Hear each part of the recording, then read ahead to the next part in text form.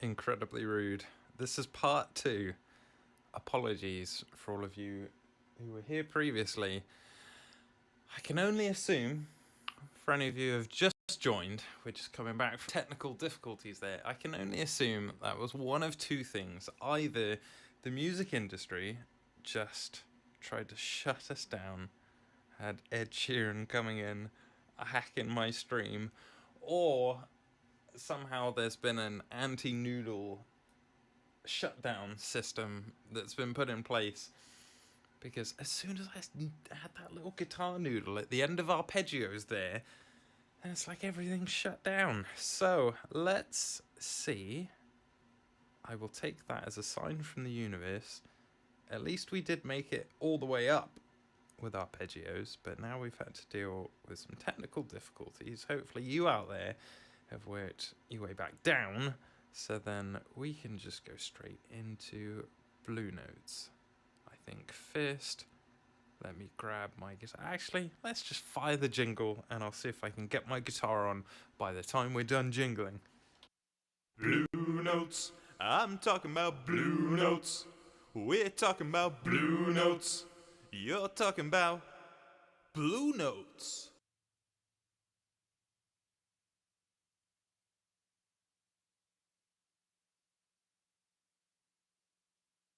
It was too optimistic.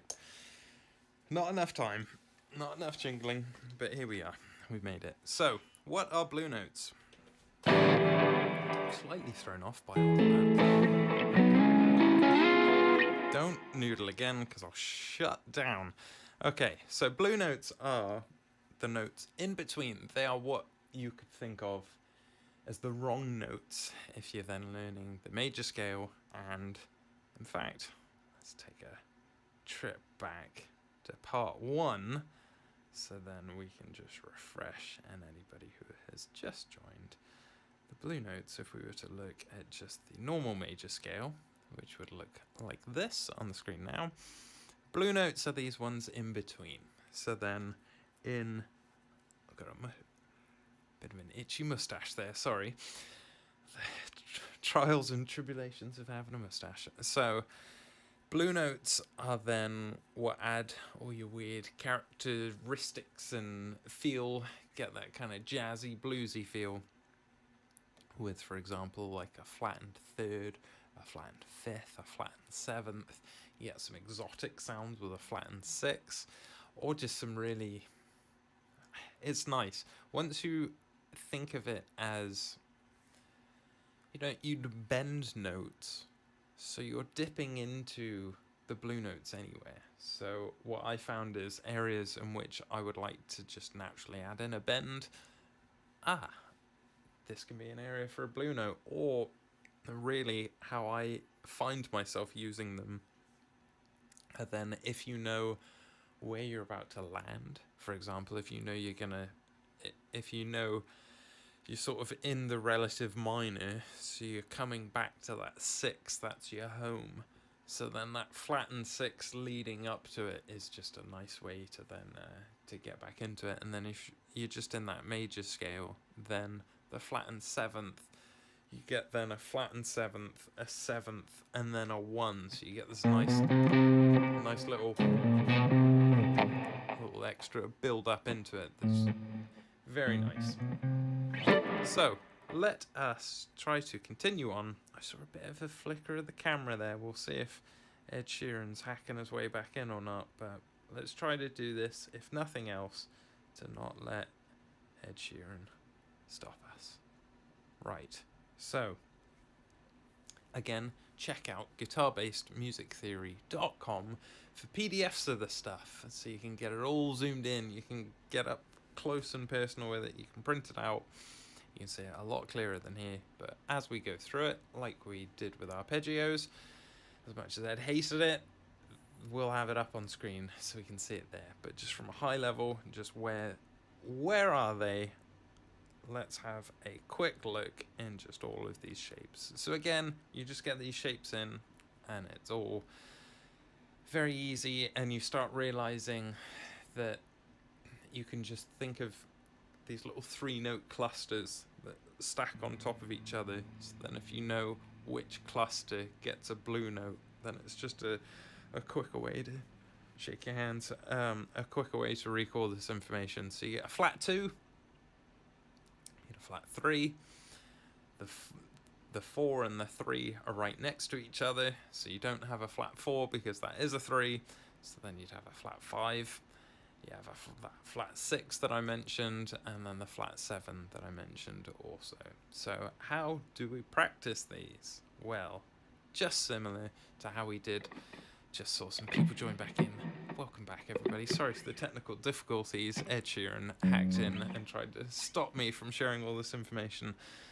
So hopefully technical difficulties will not continue. So we are back. So we're back with blue notes, and we are then going to, here we are in position. So just like we did with arpeggios, we're then going to play through the mode shape, and then we're going to just sort of exaggerate where that blue note is. We'll go through, do the flat 7s all the way up, come back the flat 6s. Again, try not to jam as with all of this stuff, but this is one that I've been a bit more lenient with myself, allowing jamming, because just getting comfortable with these blue notes and how they sound and how they feel, and it's different patterns and everything, so it does good stuff for your brains. And then you sort of, or at least I, surprise myself, and then you realize, oh, that's how those guys are doing. Like, it's crazy what a difference one note makes, and that the difference between the intervals and the feeling that it gives, it's transformational. So you kind of surprise yourself, and then you end up jamming a little bit, and in blue notes is kind of okay. So I will try to not, but I've already given myself the excuse. So let's go into it, starting with Locrian in F position, which means the 7 is just on F, and our 1, because our key of the day today, as a reminder, is F sharp. Not that you need a reminder, because I know people are out in the street celebrating it. F sharp, F sharp. They rejoice. So let's go. Let's find a flat 6, which we have in the 3-note clusters, a 6, 7, 1 down here. So it's right in between. So I'll do the whole shape, just then it's another way to get it in my head, and then we know we've got a 6 and a 7 here. So it's that just.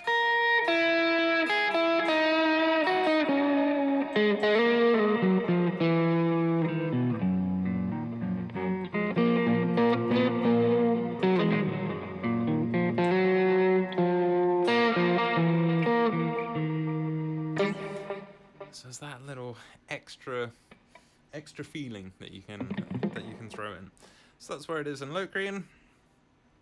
So then this should be a bit quicker, and this is how we can then see that once we start with arpeggios, then everything's a little bit easier, because we've already done these, we've blasted through the arpeggios. Often the tricky part is to remember that you're not still doing arpeggios, and you're just running through this to find that blue note.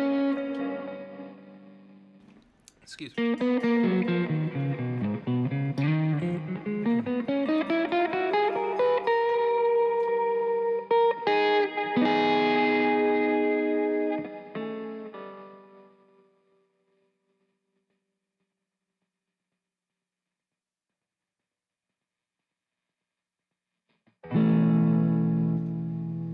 Right, let's continue on without partially choking. So there it is in the 6, 7, 1, which we know is there because we have this 5, 6, 7 there.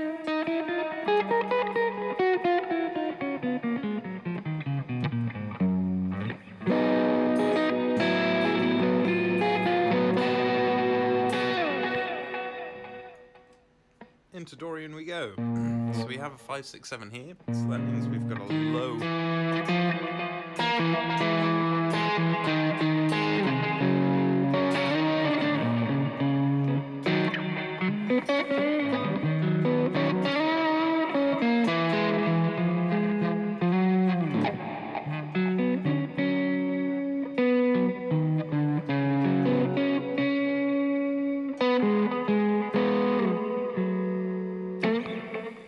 Really fun, and each time I use them, I'm like, wow, that makes it sound like I'm a lot better than I actually am, just from using one extra note. Amazing. Right, so we know we have that low one here. We don't have it again in this shape, but it's just good to go through it. Anyway, while we're here, let's take a look around. So then we'll move into a Phrygian shape, which again, that 5, 6, 7 becomes a 6, 7, 1, and then repeats, because if you don't know already, that octave shape. So then if you have it, typically if you have it over here, you'll have it again over there, and the most basic of way of explaining that. So where were we? We were in Phrygian shape at A sharp. So I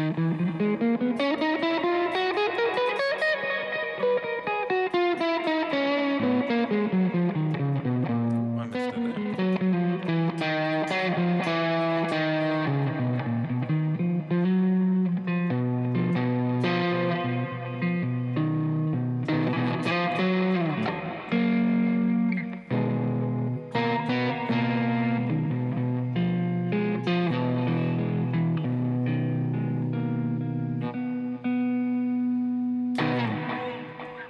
Into Lydian we go.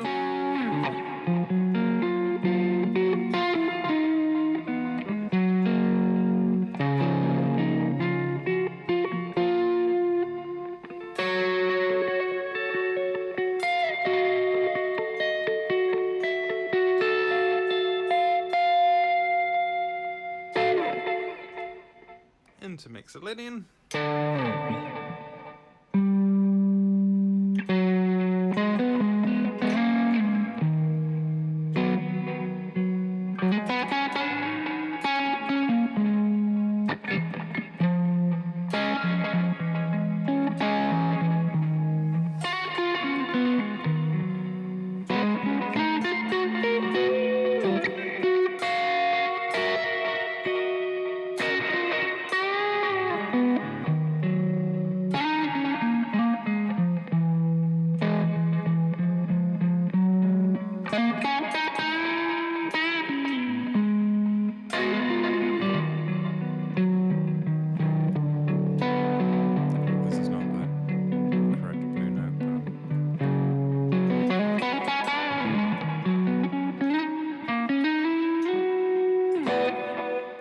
Myself have it just for that little noodle.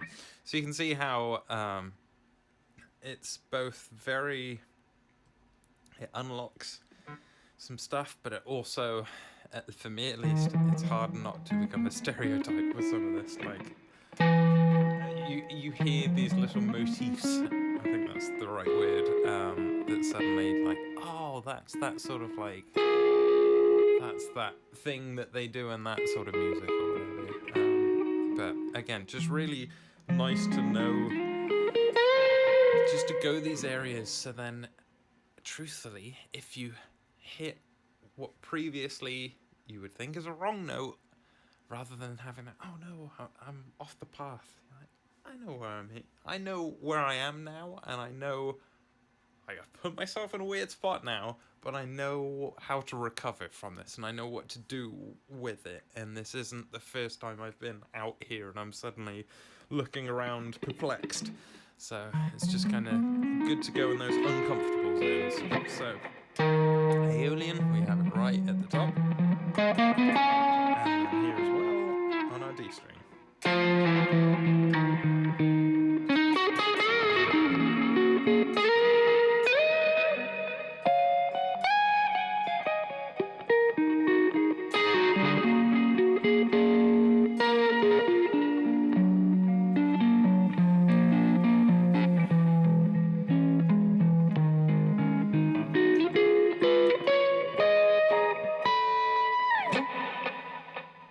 Into our Locrian shape, I'm seeing some flickering.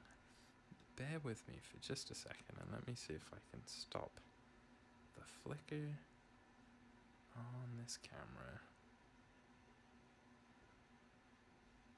Right. I'm not sure if that helped any at all, or if it just distracted us from what I'm doing. Apologies. We'll see if that stops doing that. Right. So, we are back into low cream. So we'll remember that we have it here.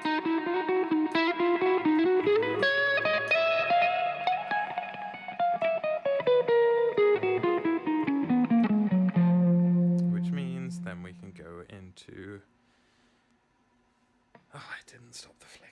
It's Ed Sheeran hacking again. We'll let him do his thing. Oh dear, oh dear. So we'll remember this from arpeggios. And from when we did it earlier, then we have our blue note down here.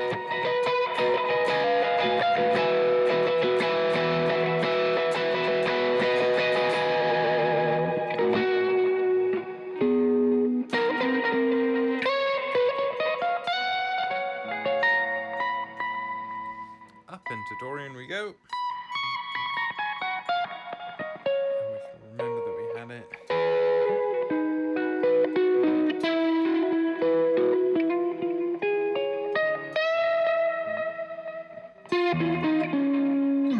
Right there, so we can work our way back down.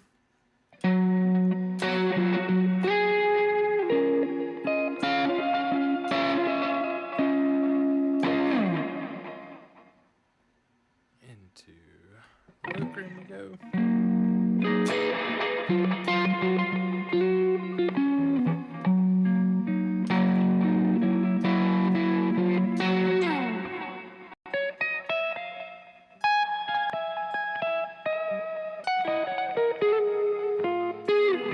Like all that stuff. It sounds so cliche, but it's so fun and so... What's the word I'm looking for? So, sort of empowering to realize that, oh, like these jazzy guys and these jazzy cats and blues players. Well, blues seems more kind of pentatonic based. This camera's really having some trouble here. Sorry, everybody. But jazz, I thought a lot of the jazz people were just sort of from another planet, which they are, but I realise what they're doing. And as I mentioned, it's just literally just adding one note together with another one that you wouldn't typically go for. It changes the vibe completely. So, here we go.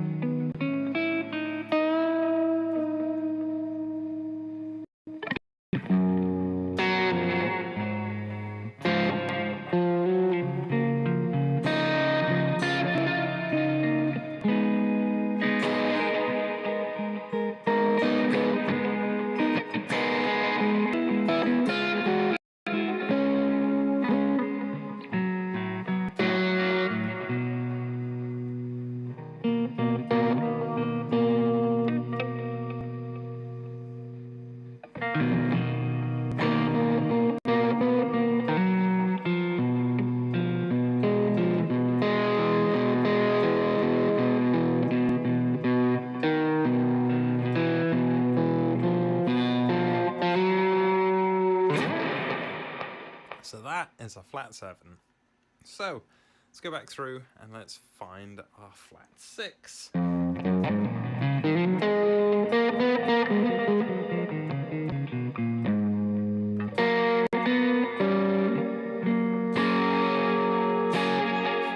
have this 5, 6, 7. So it's then just this one.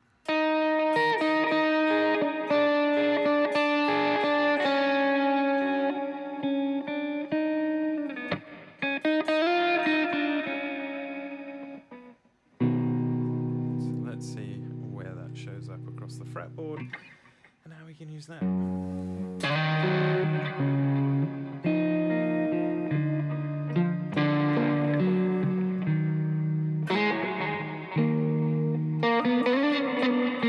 Not like that.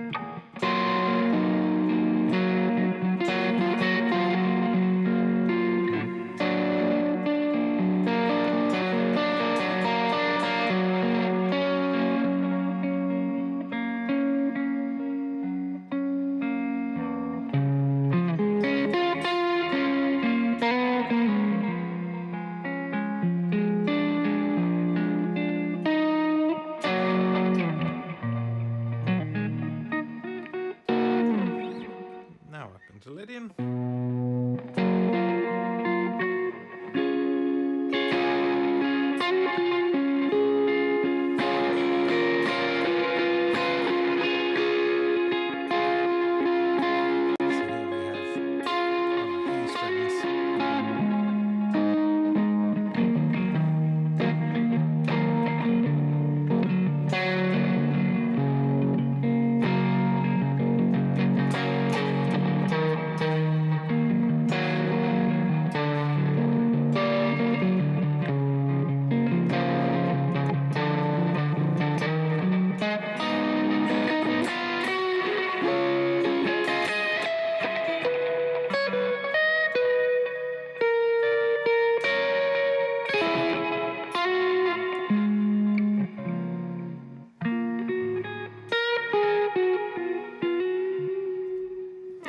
Into musicality.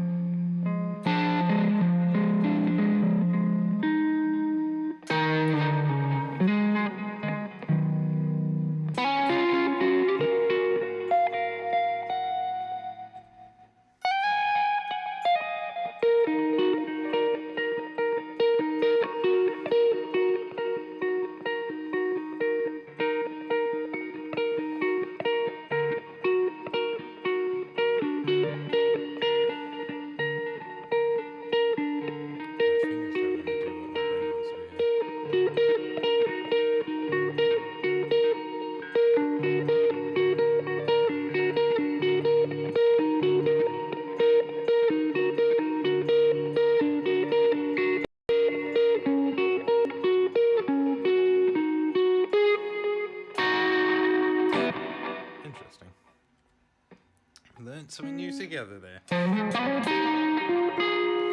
This is why it's so nice just to sort of walk around those areas, if you will, like when you're not in a jam situation, just to familiarize yourself with, like, okay, so that's allowed.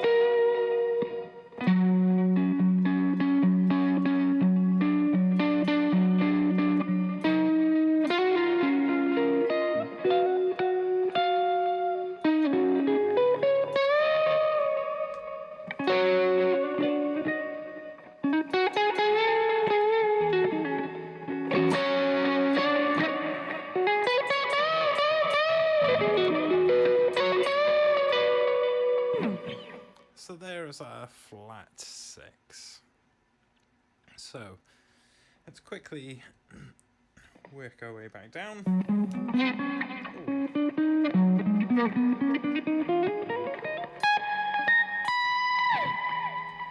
Into our Locrian shape. And this, as I was talking about in what became part 1 of this, of doing compound exercises, in this is just so much more interesting to my brain, at least, than just learning the scale positions themselves and just learning the mode shapes. If I'm focusing my brain on doing the blue notes while I'm running through these, I'm learning that part without even sort of realizing it, or laying down another coat of paint without even realizing it.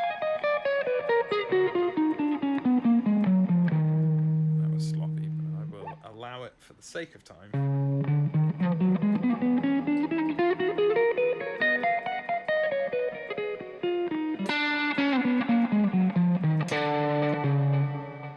And just make sure you're really seeing it in your little mental model of these shapes. Make sure you're really highlighting what you're playing.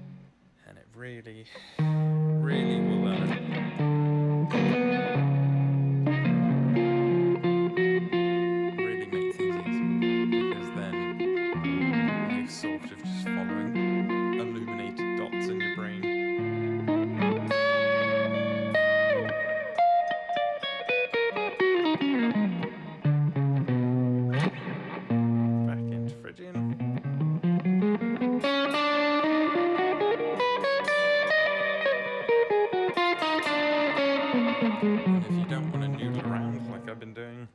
wasting a lot of precious practice time, you can just hit it really acceleration. This will really know what you're talking about. Like almost telling yourself, hey, this one. And a lot of practice also, I find, is allowing yourself to do non-musical things.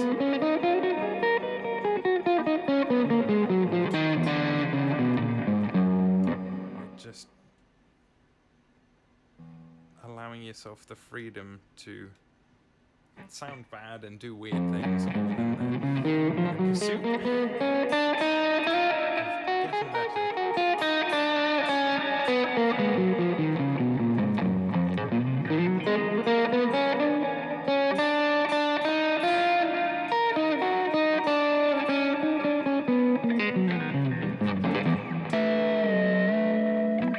Right, now let's find a flat 5. Just continue on.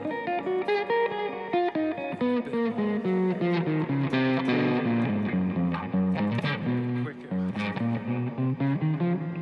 Oh, sorry, I haven't changed the slide. Don't go so quickly that you forget change the slide there. So we have it there, and then a 3-4-5, which I do like when it comes in between a 3-4-5 and a 7-1-2, or the 6-7-1 and 2-3-4, and then suddenly you have 4 frets in a row that you're allowed to play with. It sounds great, because so often when we're learning, at least in my case, then I hit a point where I was then so frightened of hitting the wrong things, and so then I really got having 4 in a row just seems insane. Like, you shouldn't be able to do that. That shouldn't be allowed and work together. But yeah, it's all what you resolve with at the end of the day.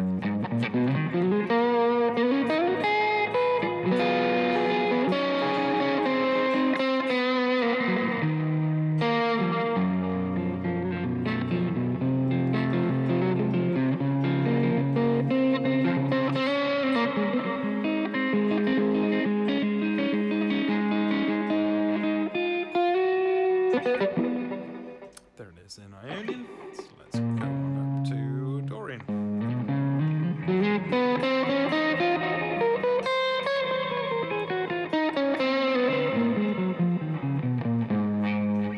Into Phrygian. So here we have it on the bass notes. And on our high E as well. Into Lydian.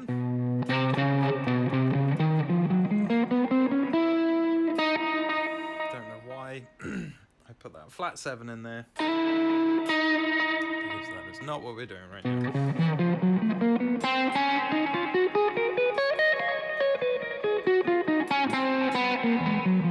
There's the flat 5s. Okay, on to Mixolydian we go.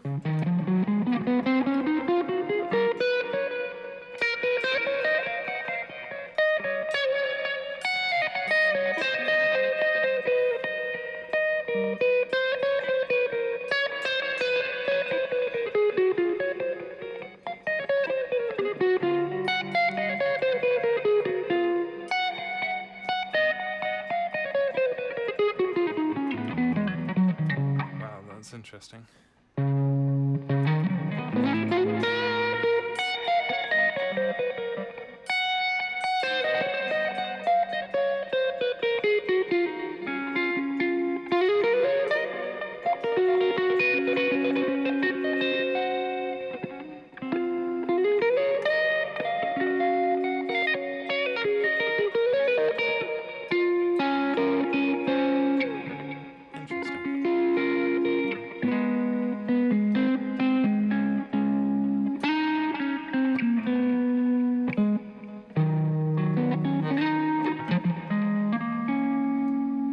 Up into Aeolian.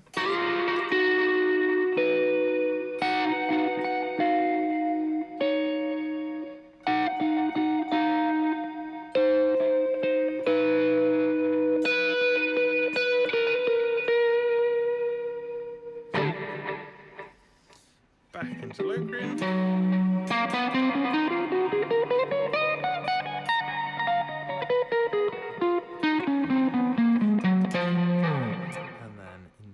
Ionian.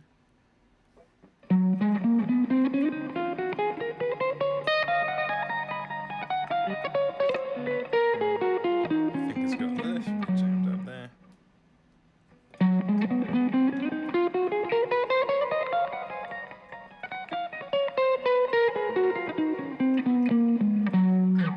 Into Dorian before we turn back around.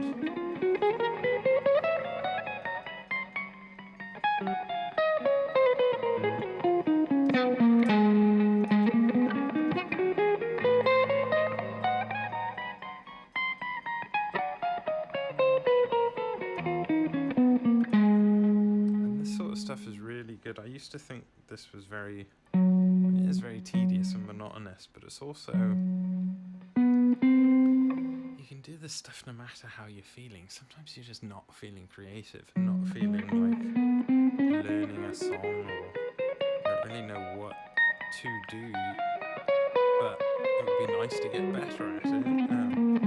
Just doing this, you can do this any point. I've done it.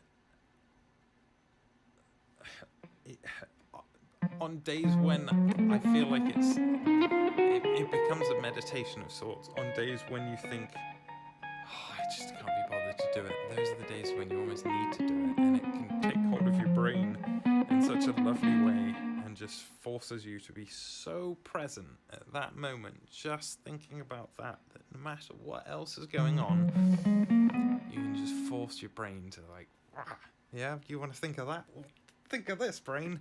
And it's very helpful.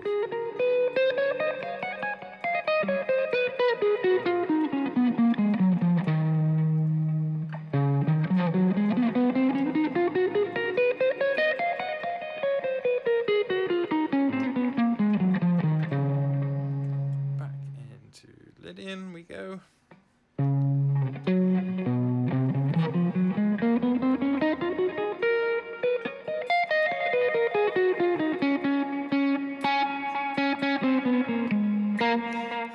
See then?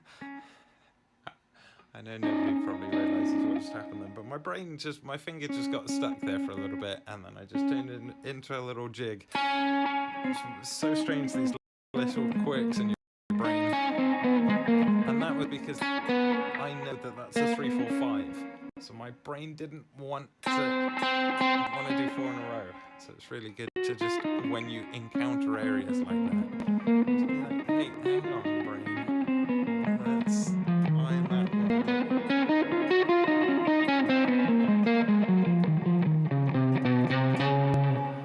And that's what I mean then, as far as it's a good time to allow yourself to not be musical. And just to examine these weird patterns that you've developed. Not weird, but unique patterns that you've developed. And then just challenge yourself on them.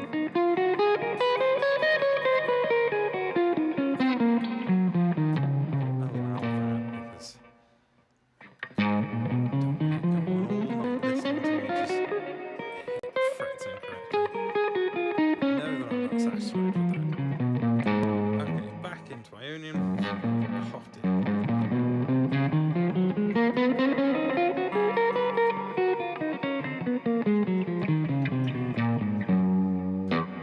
And then we will be back into Locrian.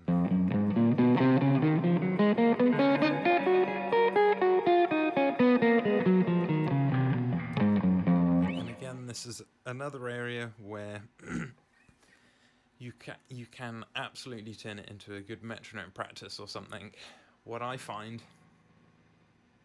is that when I do that, I'm often then turning the metronome off. Not while I'm playing, but then if I notice a little weird wrinkle, I want to then be able to slow down and then think about it, and then maybe run through it and just fluctuate. So again, up to you how much of compounding you want to take these. But yeah, I found, at least for me, when I'm running through these, it's good just to be able to just slow down. We're just walking through, just trailblazing. I'm just walking through, just looking at how everything looks in this mode shape. Just kind of memorizing where everything is. But yeah, anyway, that being said, let's do our flat 3 and a flat 2.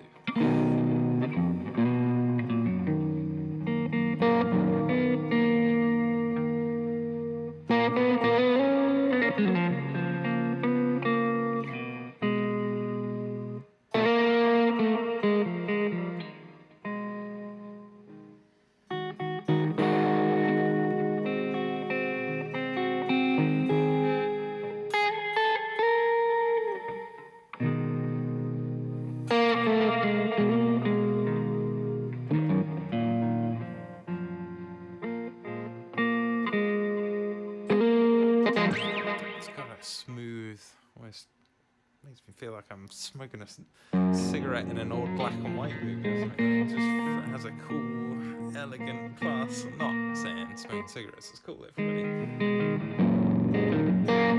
Back in those movies, it sure was. Anyway, let's keep going with that.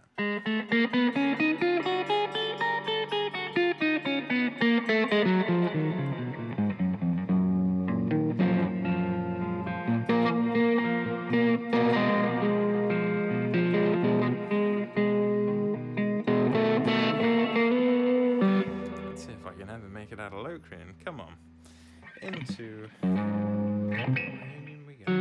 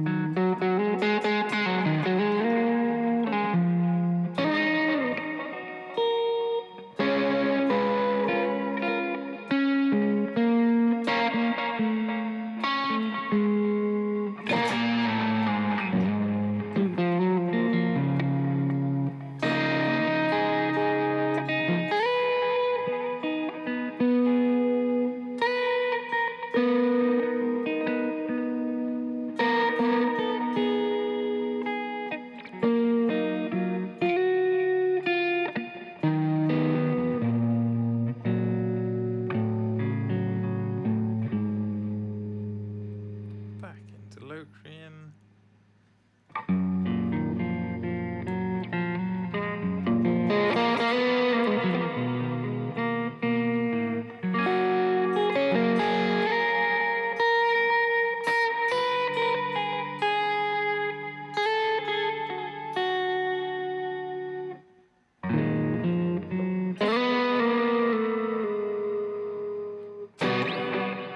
And now let's find a flat 2. We'll be done with blue notes. So flat 2, we have that with a 7-1-2.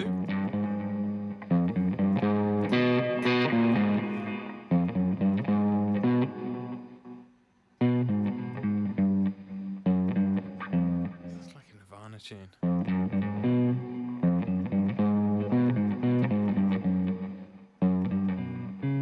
Anyway, let's not get distracted, but it's flat 2, 7-1, flat 2, 2, on a high E. I just have that Nirvana song stuck in my head. I just want to figure it out so badly now. Don't do it. Keep going. Okay.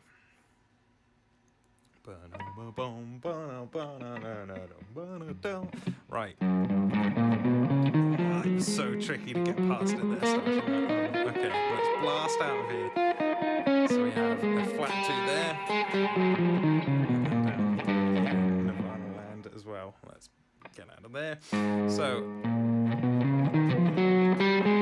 Dorian we have it here. And up here.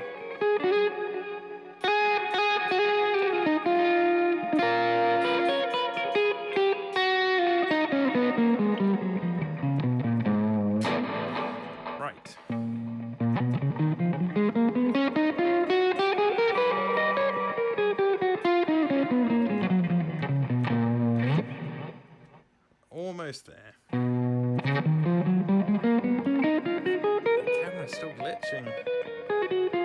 do some tech work before, hoping to do a live stream tonight.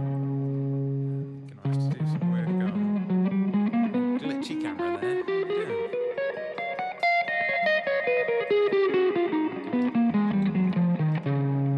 Right, into, that's it, cute harmonic that appeared there.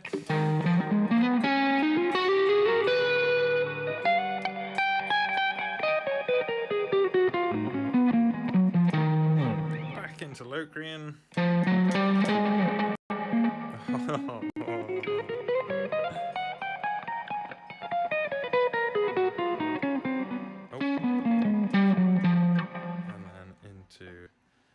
Ionian here for the turnaround here.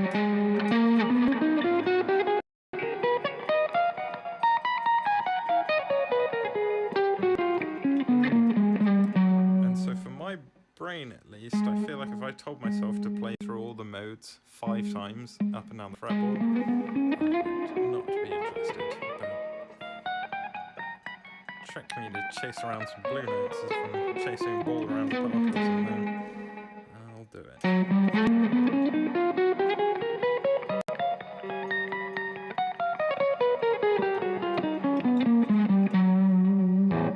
Right, nearly there.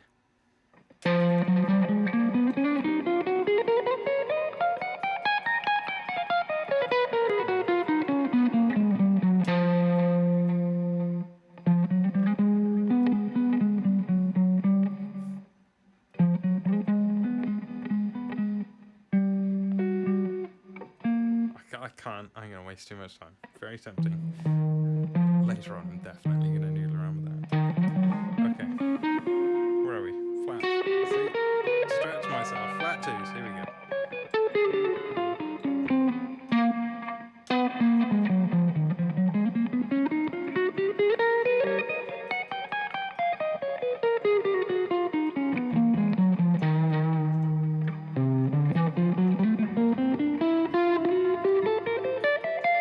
Nope. Slipped that key there, sorry.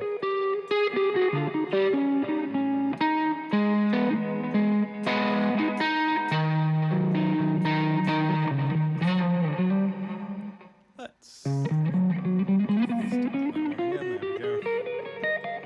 Much tidier.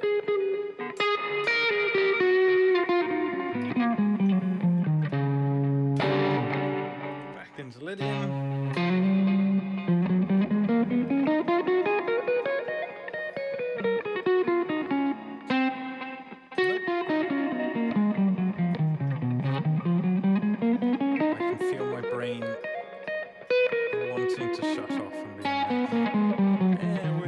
Just about done, and this is often like in exercises, these are the reps that you actually feel your brain straining a little bit, which is what we want.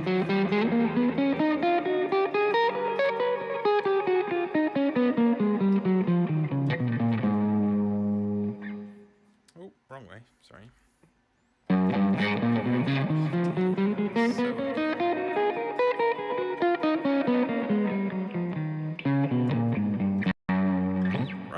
And then into Locrian for one last time, and then we'll be saying farewell to the key of the day, F sharp, which I forgot to put it back on the screen after Ed Sheeran hacked in and took down our stream. But we're in F sharp for one last time, and let's find flat 2. I really built up that ending just to do that. But we did it, so well done for all of us. Wait, let's not knock over the balls of fate. Well done, all of us. We have done arpeggios, we've done blue notes, and that means we have ear training and key cycling left to do.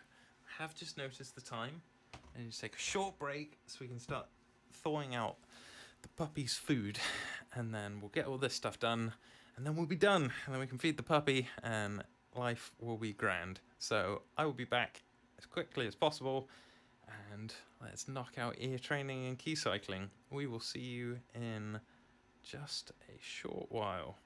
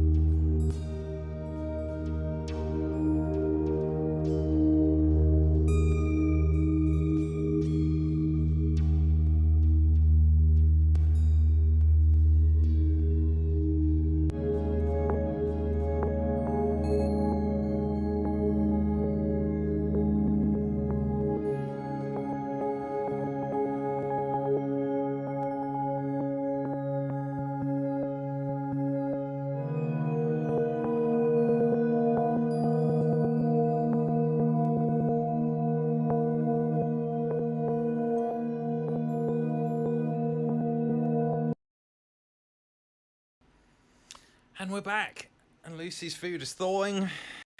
Life is good. Everything is gonna be alright. Now, if this camera can just behave, if everybody would just bear with me for 2 seconds, let's see if we can do some more troubleshooting here. And let's see if that helps anything. Right, so we've done arpeggios, blue notes, and note names, which means, of course, you know, I could have used that intermission to cue up the next thing that I was going to do, but I was just so excited to come back. And so let's dive into ear training, an area where I have definitely neglected for a while, and this is an area that we can do a bit of a compound exercise as well. So let's cue it up with a silly jingle. And now, air training! Ear training. Right, so, ear training. This is another area where, at least for me, I don't want to speak for everybody, of course, but I would learn to do it in the environment in which I was practicing it. I think I communicated that properly. But essentially, I had an app where I was just training my ears, and I thought that's how to do it. Just hear the two sounds. What it does is, ear training, we're talking about intervals here, which are just the spaces between two notes. So you'll hear one note, and then a second note, and then it's just hearing what that distance is, hearing and feeling what that distance is. And so slowly we work up and add in these weird ones like a minor third. They all have different names, major third. You'll just get used to them. A perfect fourth, for example, a diminished fifth. But all we're talking about is just that space between them. The space between... maybe that's what that dude was singing about. And then we then end up with an octave, which we've all heard, which I should probably have on my guitar to demonstrate this, but we'll do that in a second. But what I found is that you can learn these things in apps, and then you get really good at doing them in an app, and then it doesn't really translate to the guitar. It kind of does a little bit, because you're able to hear, like, you are able to hear better, but at the same time, why not work on identifying where the notes are, try to find it on the fretboard, and then also tag, if you really want to, tag it back into your note names, and then just be like, okay, so that's that note, and then that goes to that one. So that's what we want to do. So for me, I was never, for some reason, I was never interested in learning until I played that Nirvana thing. I was never interested in learning how to play other people's songs. It just never seemed appealing to me. Like, someone's already played that. How do I make my own? That's all I want to do. So all this framework is then like, that's how we do it. So in saying that, I know a lot of people, like one of my old bass players who's just incredible. And he learnt and practices by just hearing music, and we'll just play along. And it translates so well, because anything I play or anything he hears, he's just able to adapt to, which is amazing. I kind of neglected that. And so then I'm now going back through, this is probably my weakest spot. So I'd gone through and was pretty good on the app, as I say, but then it didn't really translate. And then I thought, okay, let's get back through it with the guitar. Slow down, just take the time to, again, allow yourself to make mistakes, hear what's going on, hear the difference, understand why you're wrong, and all that sort of stuff. So we're going back through it. You'll probably see me stumble and fall, and who knows, sometimes it's incredible. I think it's both of these streams that I've done. I'm going to get caught out. I've gotten so lucky on both of them that I've just kind of fluked it, but and I've also, like, we're at the beginning stages of this app. We're on the early levels, so let's go through it. Enough faff. This is Justin Guitar app shout out to Justin Guitar, not sponsored, but you made a great app, pal. But I'm sure they all function the same, so get whichever one you want. Or you'll have a friend there to play this for you. But it's really good just to have someone firing random notes at you. So, again, trying to identify the interval. And I feel like that's a fifth just from hearing it, a fifth or a fourth, hearing that one time. But that's not what I'm interested in. I want to find it as quickly as I can and then identify it and kind of understand. So let's go.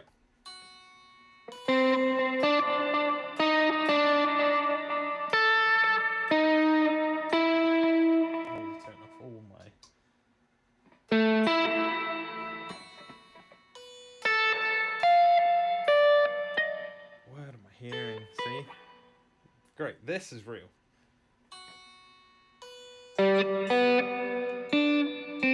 See, this is such a weak spot because I can hear.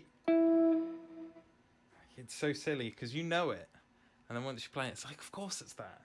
But then, especially then, when you're talking about it and you're doing a live stream and everyone's waiting for you to do it, then you can get in your own head, which is perfect. What a great way to train. So let's stop and let's figure this out.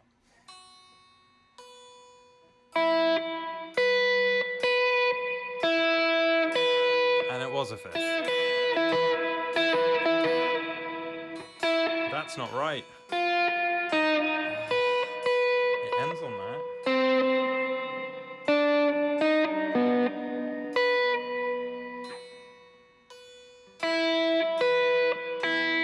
It sounds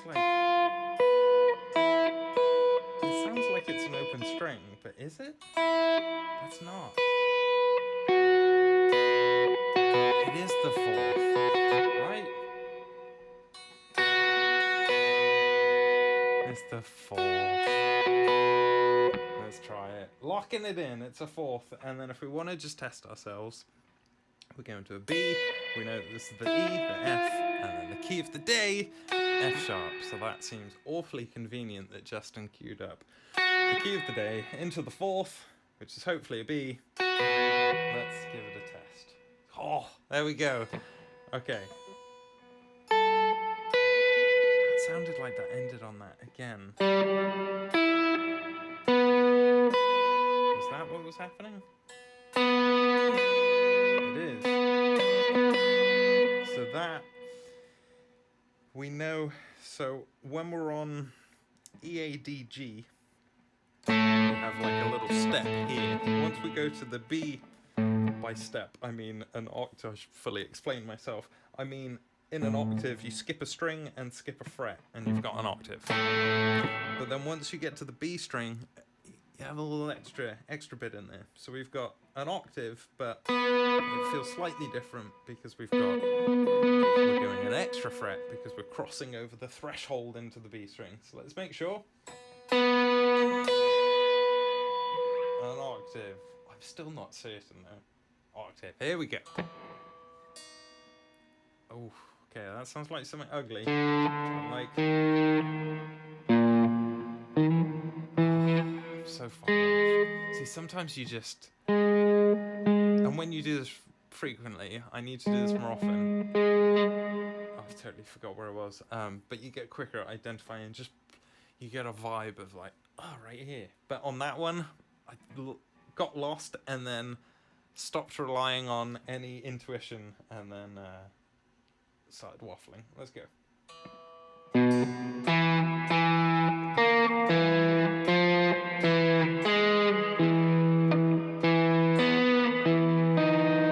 Oh, it's something like that, right? So that's that same octave shape, but we're crossing the, not really shape, that's the same octave distance, but we're crossing that B, so it's not an octave, so that would mean it's the seventh, I believe. Yes! That sounded like the same note there. And that's a fifth. Because that's so triumphant. Right? Yes. Let's plug it in. Yes, it is. And And this is also, it's a lot more fun than just doing with the ab, and especially feeling like you're hanging out with Justin, it works out very well. Oh,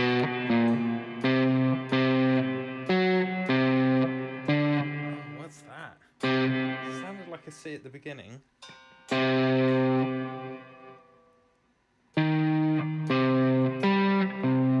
It's just, is that a third?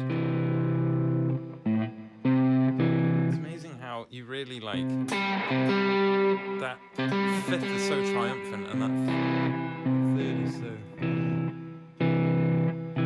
But it's really good to just like understand that sort of feel. And that feels very triumphant in a...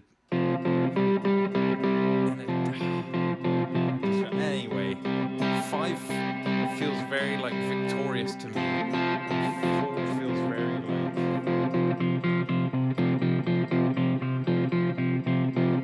it makes me want to stand up straight, that's what I find. She's just kind of a little bit slouchy. Anyway, you'll find weird ways that you associate them in your brain. But all that being said, sorry Justin, whoops, I didn't mean to make you do that again. Did you just play something different there?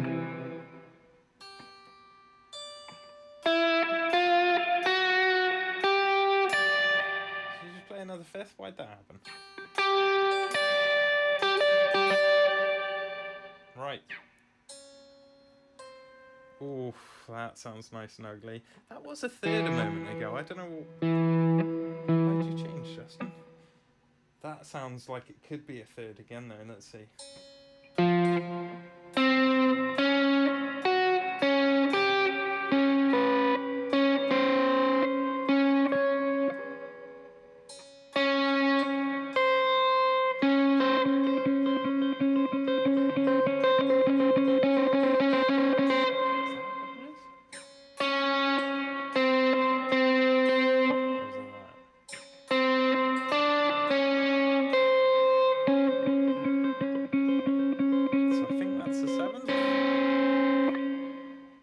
Yes, it is.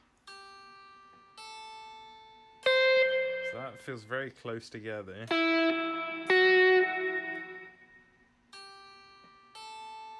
That first note feels so familiar to me.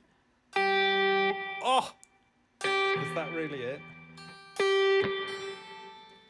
What a moment. I nearly saw that. Okay, so that's right there. It's sinking in. This is fantastic. Okay. I can't believe I hit that G straight away. Okay. 2. Yes. Okay, so that's something ugly there. So that's probably like a 7. But let's try to find that.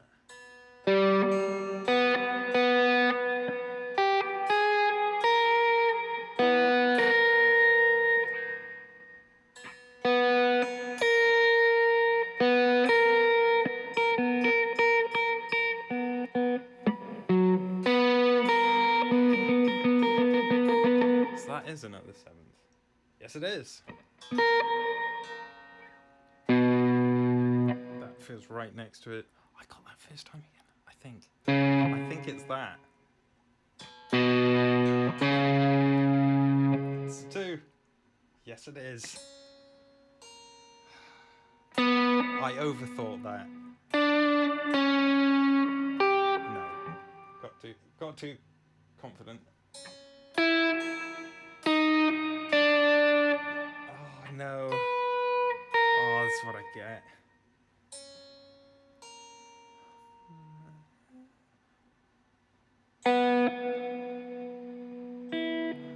No. I feel like it's on the B string. I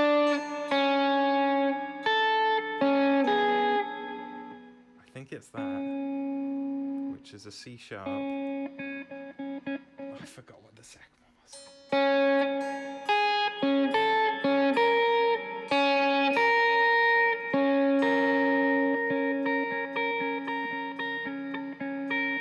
So it's a C sharp. To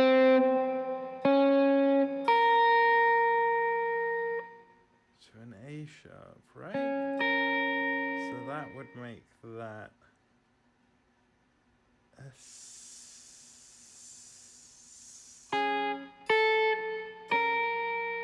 sixth, I think, right? I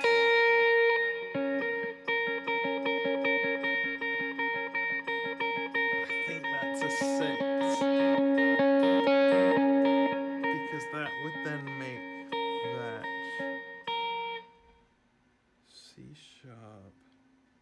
I'm going with it. Trust my ears.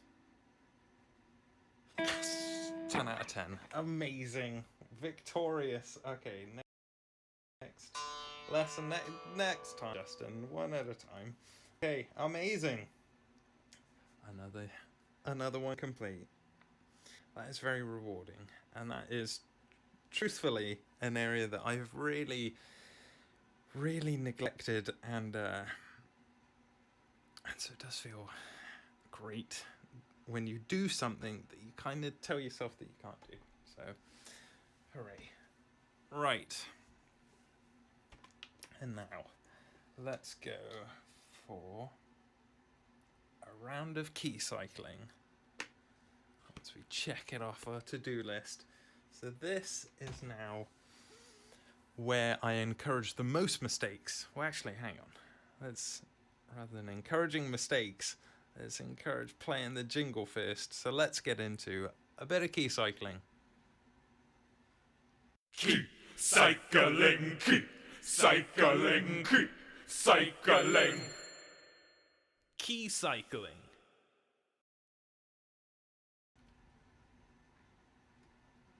Right, so key cycling. What is that? We're going to cycle through all of our keys. That's what we're going to do. So this is where I highly encourage as much experimentation and messing up as possible. This is the last, so I have a little high intensity interval.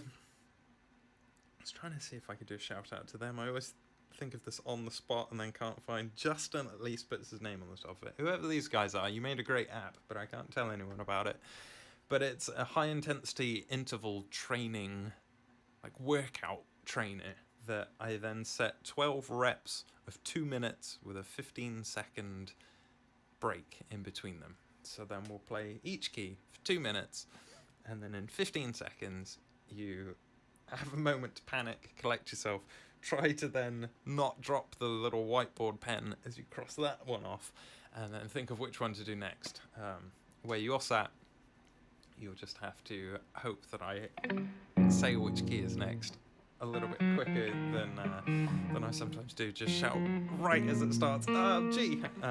But we're going to go through, and then just, this is really where it all comes together, and this is where, just look around, just put it down. You don't have to. The hardest part of this for me is to tell myself, this does not have to be musical. This is literally laying down this main, as we've learned for anyone who's just joined, learning this whole, I was trying to cue it up all quickly, and of course I failed, but hey, we're in the area where it's safe to fail. So yes, we are making sense of all of this, and we're then lining up our ones and our mode shapes. We've learnt the note names, so then when we change keys, we just line up these ones with whichever note we're in, and then all of this will all match up. And then if we want to experiment with some of those chord and arpeggio shapes that we ran through earlier, now we can, add in blue notes, playing a wrong note, pretending you're adding in blue notes. This is the area to do that. So it's really, again, this is an area, when I first put together all of these exercises, I noticed inside, like I was a little bit uncomfortable when I would just be doing these by myself.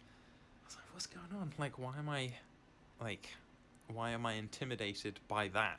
And then I just did it over and over and over, and just like for days I would just do key cycling over and over again, until I just broke that down and broke through that and realized that, like, hey, we're just moving it around. There is no pressure whatsoever. So let's go through it and get some dinner in us, and then see if we can have a live loop jam later on, because the last one was a lot of fun. So we are going to start. You know, I always feel like I should have this whiteboard more accessible. Okay, I'm going to get the cap off, because that's the hardest part. In those 15 seconds, if you put the cap on, that is not enough time. And then we're going to angle it this way. You can't see this mess I have back here, but that's for your own good. Right, we'll put that there so I can grab it. Sorry, everybody. Okay.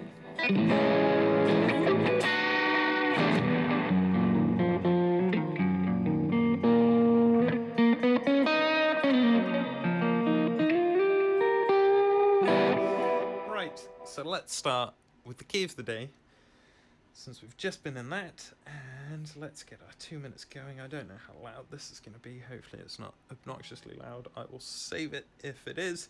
And we've got everything. Everybody ready? Right, let's do this. F sharp. And again, it doesn't have to sound good. If yours is sounding good, you're cheating.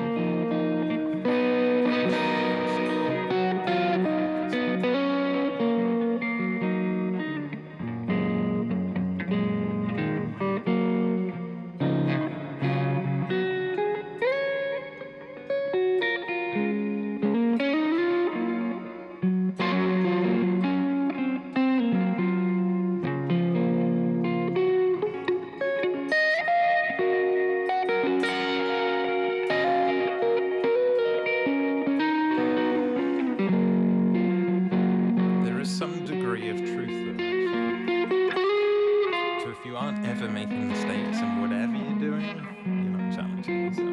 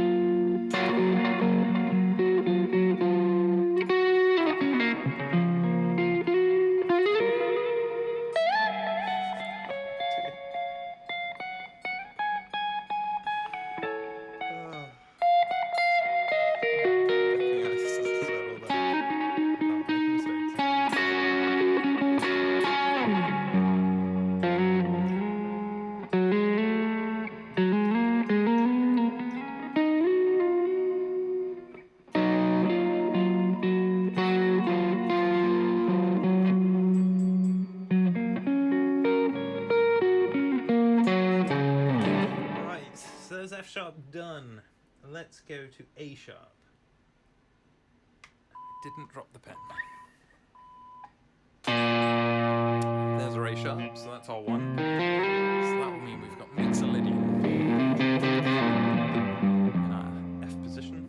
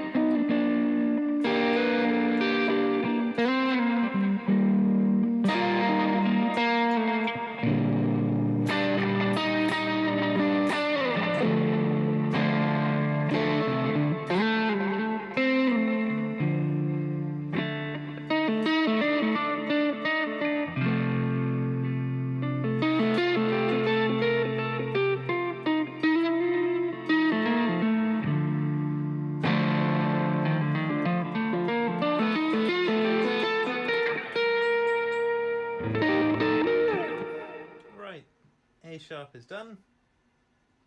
So let's go to C sharp next. We'll just go down alphabetical for the rest of the accidentals. So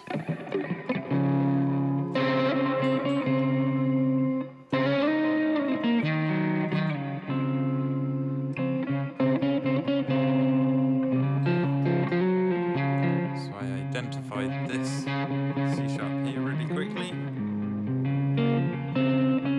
Just it's a familiar area for me to find it C really quickly.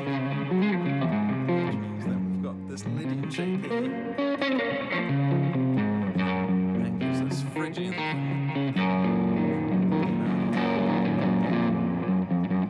F position.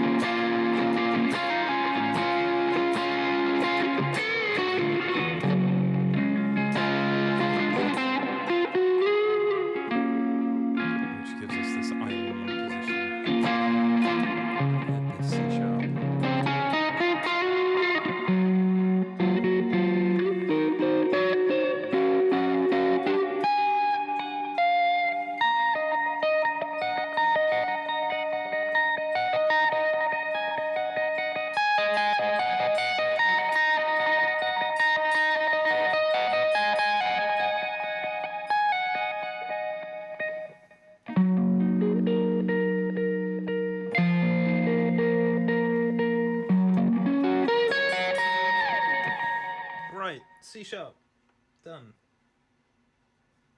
So that means D sharp is next.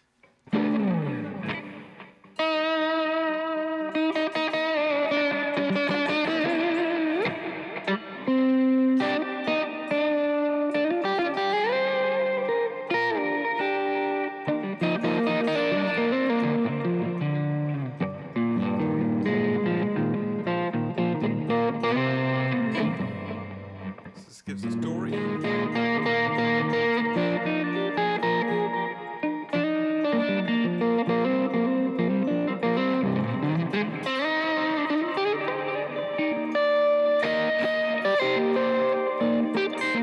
Dorian in our F position, although he then moved immediately away from it into mixed Lydian up here.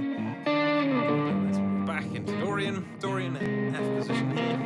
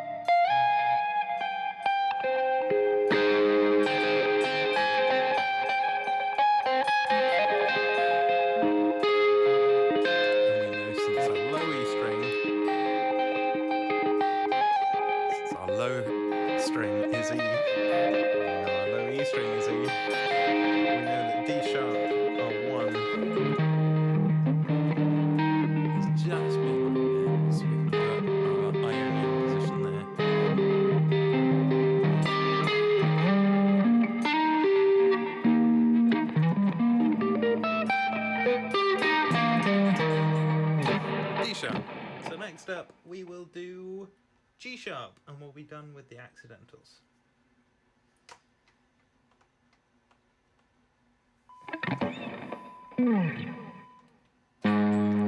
Here's our G sharp next to that G that I somehow identified that. Anyway.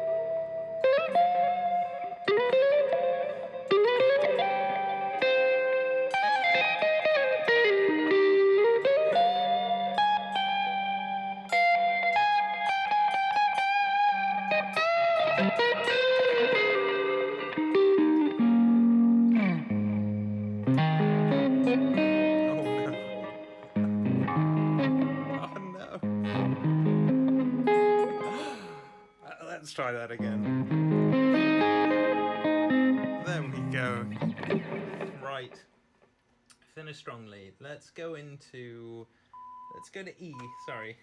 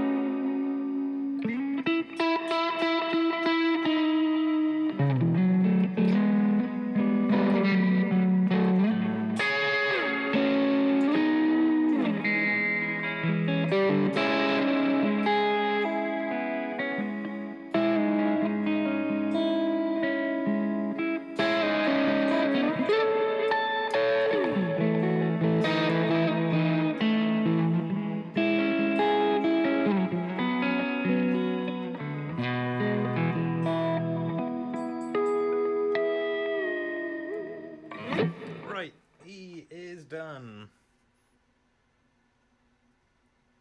So now let's go to A.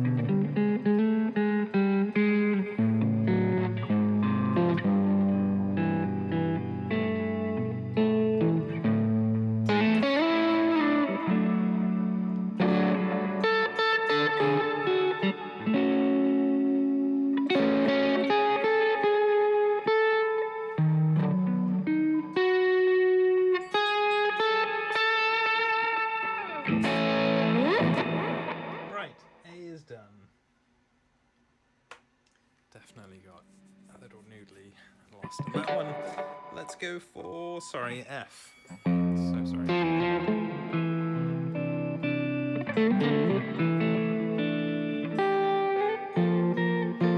Did that just to trip myself up.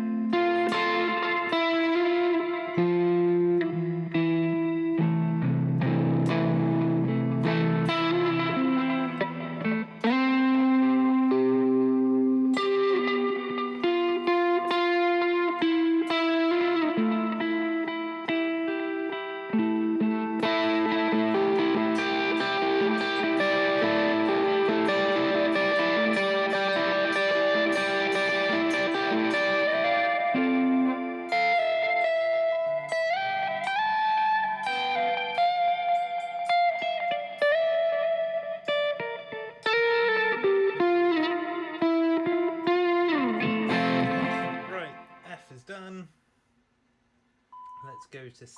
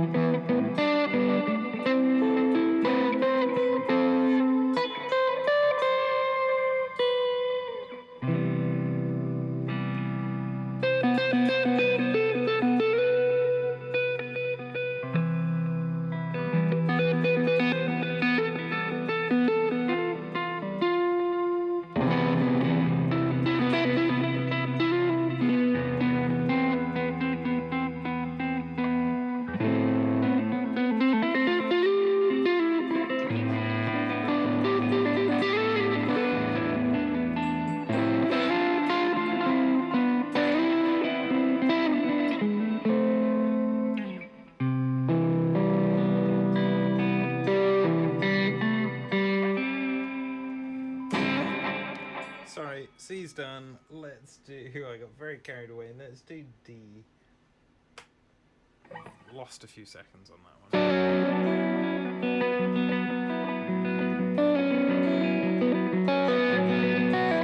Truthfully, I come back to I only just did it.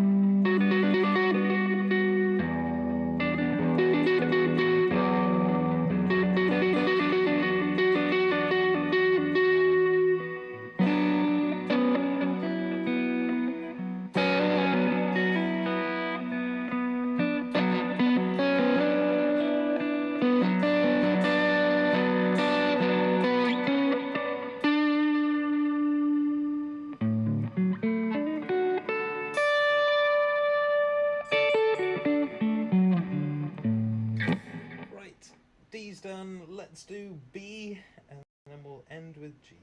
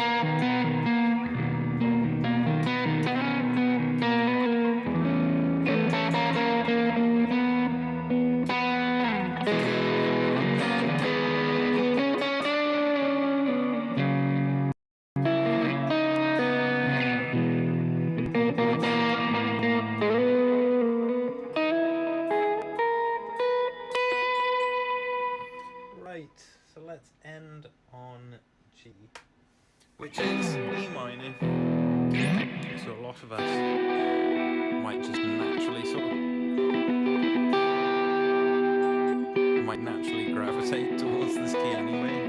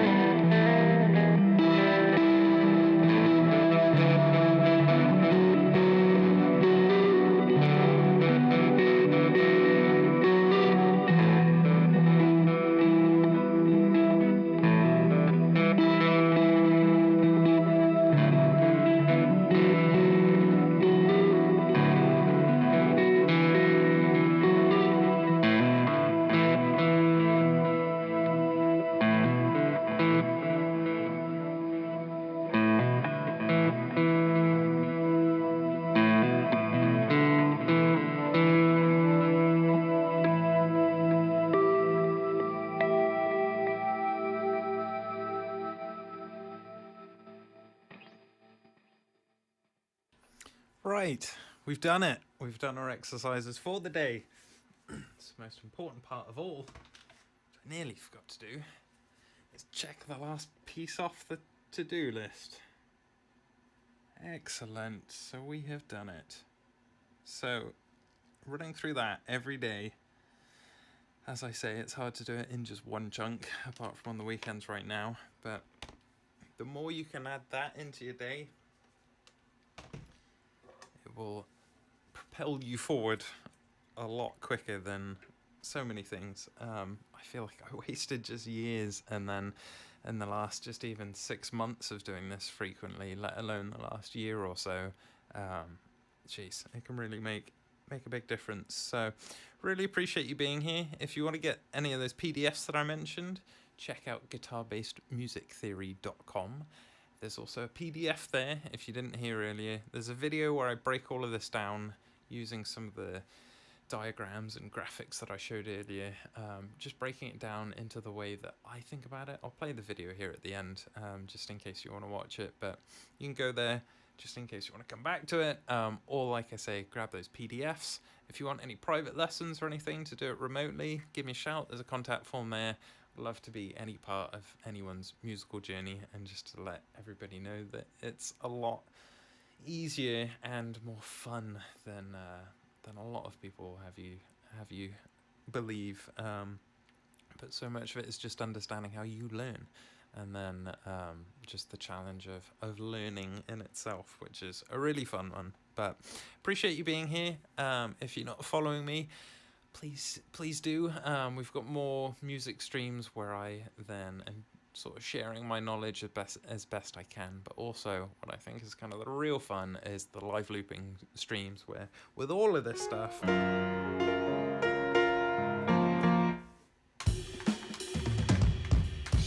break out all of the instruments, pick random keys, random tempos, and then just make music, hang out, have fun. Any suggestions from the chat come in.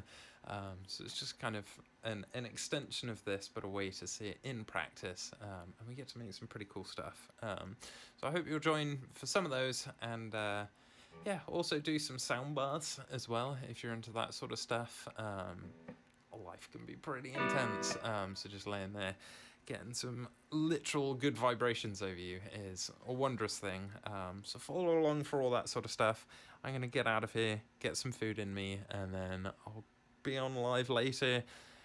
And if you wish, I'm going to play this video now, and then we'll close out the stream after that. It's about 20 minutes, so if you want to stick along, get comfy, and if not, we'll see you soon. There are 12 notes in Western music that are named using the letters A through G. The notes with a letter are called naturals. The rest of them are what's called accidentals. These can be named sharp or flat, depending whether you're raising the note below it or lowering the note above it. For example, in between A and B, if we were to raise A, we would get A sharp, and if we were to lower B, we would get B flat. This will make more sense later, but for now, know that we can call them sharp or flat. You'll see that in between B and C, and E and F, there are no accidentals, and that is because everything's fine. Just don't worry about it. It will all make sense later. Our 12 notes repeat endlessly, up and down, higher and lower, into the cosmos. And this is easy to observe when you bring it over to a piano, where our white keys are the naturals and the black keys are our accidentals. But when we bring things over to a guitar fretboard, at first glance, it can be a bit more overwhelming, since now, in addition to moving left and right, we're able to move up and down. All we need to keep in mind, though, is that this is a sequence of 12 notes that repeats. So as long as we understand how to navigate within that, then we'll just need to know how to stick them all together. If we take a look at the way the guitar is tuned, we can see the direction of movement that it encourages. After moving to the side for a few spaces, we have the option to take this A note up and over. This continues on until we reach our high E string, which gives us 2 repetitions of our 12-note sequence that we can reach without moving our hand. Once we mirror the notes from our low E string onto our high E, we can see that our A note appears to travel in an upwards diagonal motion. When we fill in the remaining notes up until the 12th fret, we get a clear picture of the direction of movement that the guitar seems to encourage. It almost paints us a little arrow here.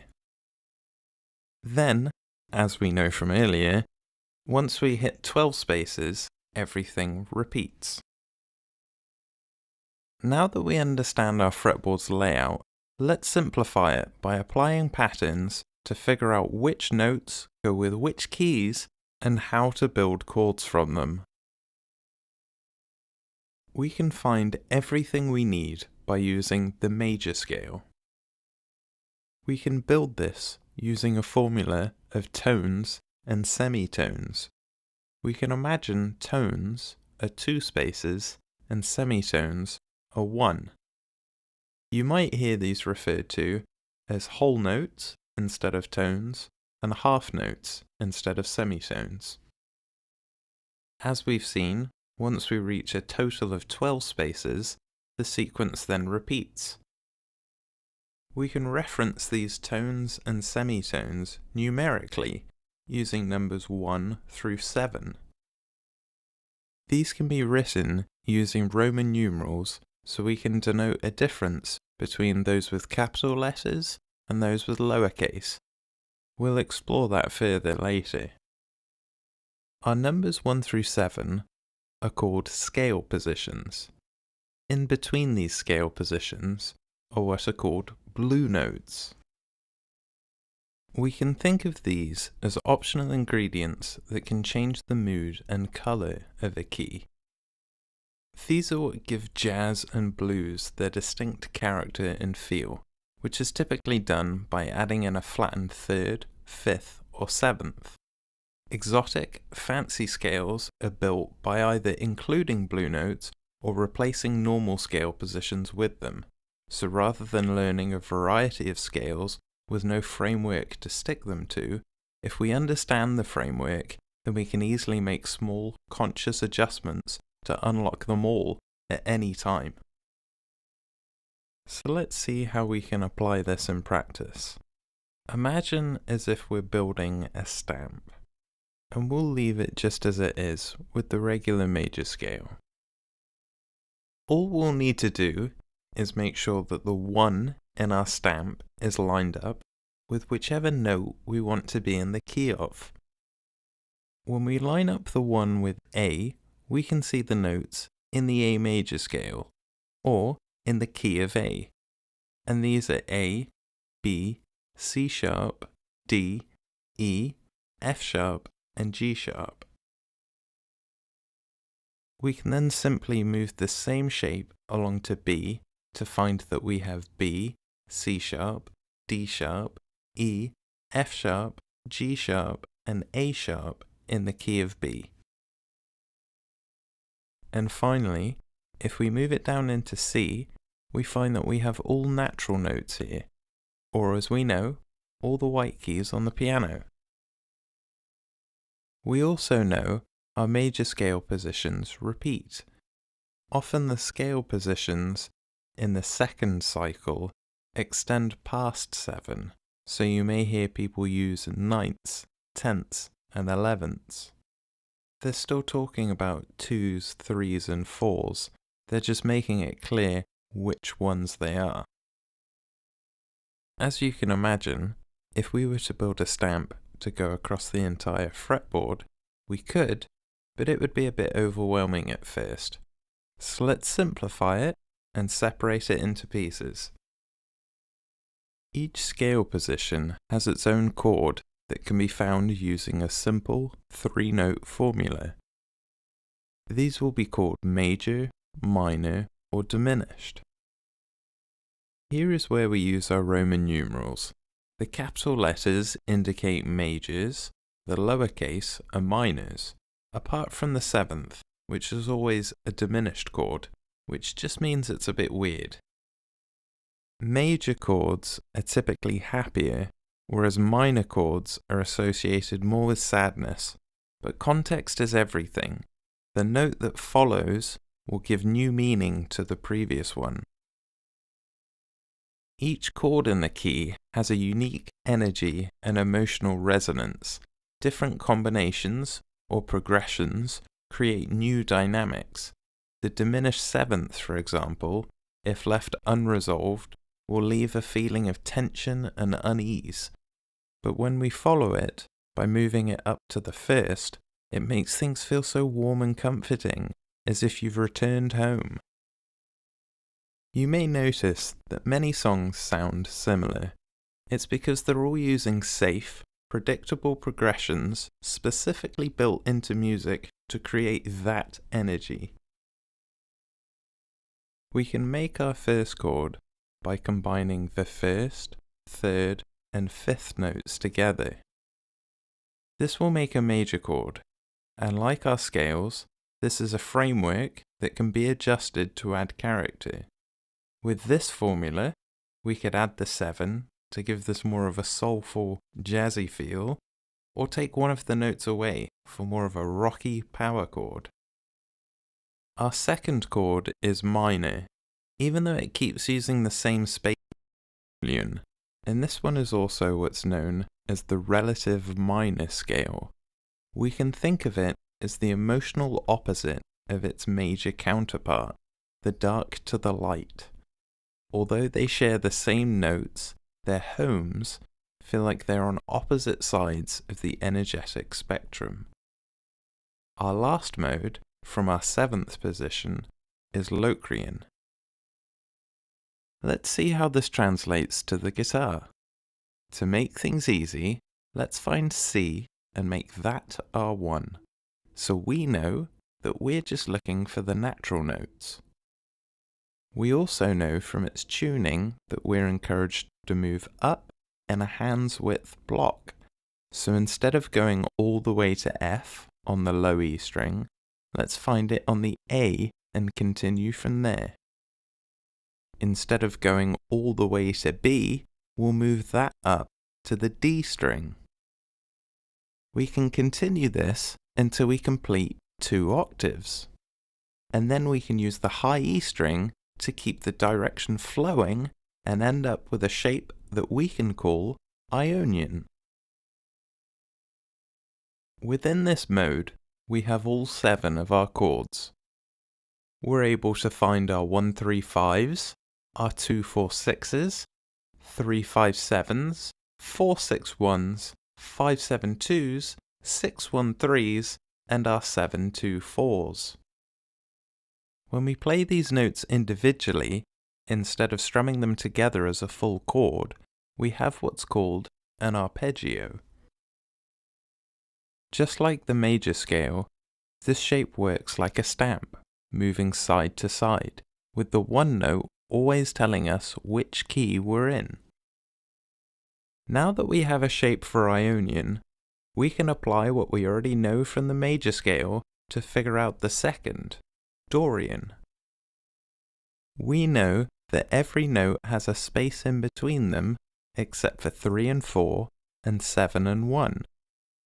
So this would leave us with this shape for Dorian, which will also have all of our chords. We can continue doing this to find the shapes of Phrygian, Lydian, Mixolydian, Aeolian, Locrian, and then back to Ionian. These 7 shapes connect together like a puzzle and will continue to do so endlessly. Let's go back to our fretboard and test this out using note names. If we find D and make this our 2 and continue the same exercise we did when starting from C, this matches what we just found for Dorian, we can find the same thing for Phrygian when starting from our third position, E.